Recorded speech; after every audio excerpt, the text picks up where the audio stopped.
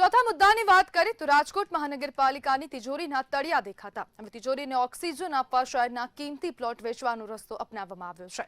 આર્થિક અભિયાનમાં ફસાયેલ મનપાએ સ્ટેન્ડિંગ કમિટીમાં નિર્ણય લઈ શહેરના પ્રાઇમ લોકેશનના 7 કિંમતી પ્લોટ હરાજી પર ચડાવ્યા છે। શનિવાર અને સોમવારે થનારી આ ઈ હરાજીથી અંદાજે 360 કરોડ રૂપિયા મળવાની આશા રાખવામાં આવી છે। જો કે તંત્રના સપનાઓ 500 કરોડ સુધી પહોંચ્યા છે। પ્રશ્ન એ છે કે વર્ષો સુધી ખોટું નાણાકીય આયોજન, બિનજરૂરી ખર્ચ અને અધૂરી યોજનાઓથી ખાલી થયેલી તિજોરીનો ભાર હવે શહેરની મિલકત વેચીને પૂરવો કેટલો યોગ્ય છે? ઉપરથી 200 કરોડ સુધીની લોન શું એ બળતામાં ઘી હોમવા જેવું નથી? વિકાસના નામે મિલકત વેચાણ અને લોન, શું આ છે રાજકોટ મનપાનું આર્થિક મેનેજમેન્ટ? અને રાજકોટ મનપાનું આર્થિક મેનેજમેન્ટ હવે ક્યાંક શૂન્ય ગયું હોય તેવા પણ આક્ષેપો કરવામાં આવી રહ્યા છે। કારણ કે 3100 કરોડનું આ બજેટ જાહેર કરવામાં આવ્યું હતું 2024-25 માટે, પરંતુ તેમાંથી માત્ર 1400 કરોડ રૂપિયા જ વાપરવામાં આવ્યા છે।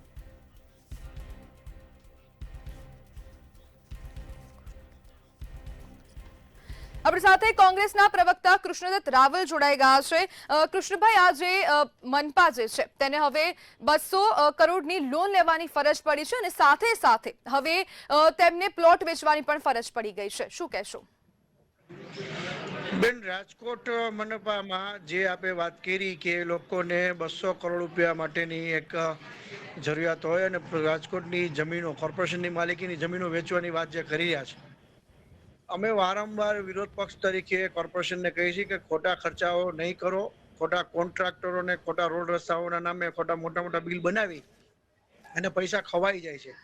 આવા રૂપિયાઓનો વ્યર્થ થઈ આના કોર્પોરેશનની તિજોરી ખાલી કરી નાખી છે। કમિશન ખોરી સિવાય આ ભાજપની શાસનમાં કંઈ ચાલતું નથી। રાજકોટમાં આપણે હું કહું કે રાજકોટમાં જ ખાલી મોટા મોબાઈલના ટાવરો જે કંપનીઓને આપવામાં આવ્યા છે, જે જગ્યાઓ કોર્પોરેશનની માલિકીની છે, એવો લોકોના 50 કરોડથી ઉપરની રકમના બિલો તો એક હાથ ઉપર ધ્યાન ઉપર દેખાવા બાકી છે। એ ઉઘરાવવાની બદલે સરકારી મિલકતો ભાજપના મળતિયા જમીન માફિયાઓને વેચી દેવી અને જે ભાજપની તિજોરી, સરકારી તિજોરીને ખાલી કરીને મેલી ભગત તેને ખાઈ જવાની યોજના સિવાય આ ભાજપનું શાસન કાંઈ કરતું નથી। પ્રજાલક્ષી કોઈ કામ થઈ રહ્યા નથી। માત્ર અને માત્ર પૈસા કેમ તિજોરીમાંથી ખાલી કરી નાખવા, કેમ ખાઈ જવા, એનું મોટું એક ઉદાહરણ રાજકોટમાં ટીપીઆર વેનનું હતું કે જેમાં એ લોકોએ વેનના 1100 કરોડ રૂપિયાનો કોન્ટ્રાક્ટ આપ્યો છે અને એ બધી ખર્ચો કોર્પોરેશન ભોગવશે અને એનું મેન્ટેનન્સ પણ કોર્પોરેશન ભોગવશે। તો કોન્ટ્રાક્ટરને ખાલી પૈસા જ આપવાના, શું કરવાનું? આ માત્ર પૈસાનો વેડફાઈ કરી અને કમિશન ખોરી કરી અને તિજોરીને નુકસાની અને જનતાના પૈસાને ખાઈ જવાની યોજના સિવાય કાંઈ નથી। આ જમીનના સોદામાં પણ એવું જ થવાનું। તિજોરીમાં પૈસા ઓછા આવશે અને બારોબાર મોટા પૈસા ખવાઈ જશે। કૃષ્ણદત્તભાઈ, નાણાંના અભાવને કારણે અનેક યોજનાઓ માત્ર કાગળ પર જ રહી ગઈ છે। જે રાજકોટની જે અનેક યોજનાઓ હતી, આજી ડેમનું જે રિવરફ્રન્ટની વાત ચાલતી હતી, તેને પણ હવે ક્યાંક ને ક્યાંક કાગળ પર જ સમાવી દેવામાં આવી છે।